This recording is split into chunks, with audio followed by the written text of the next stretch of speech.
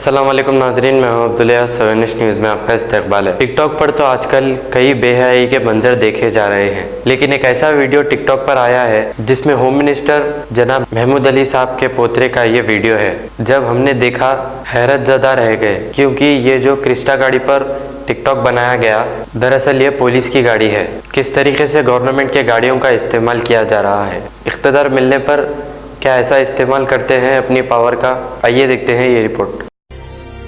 अरे सूर्या, अरे आईजी, अरे बोला तो गुस्सा आ गया।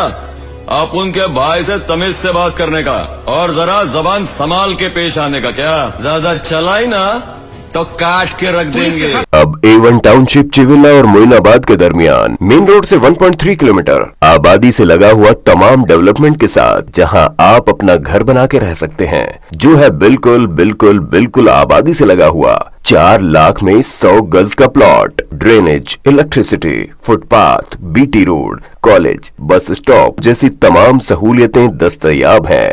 आपका ये छोटा सा इन्वेस्टमेंट आपका और आपके बच्चों का मुस्तकबिल बदल सकता है। मजीद मालूमात के लिए हमें कॉल करें। Address pillar number 235 opposite fishers department, Rajendra Nagar, Hyderabad. Contact 7799603838। खबर है शहर की।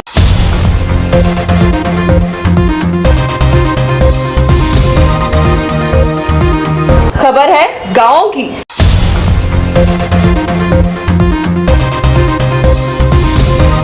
खबर है सारी दुनिया की।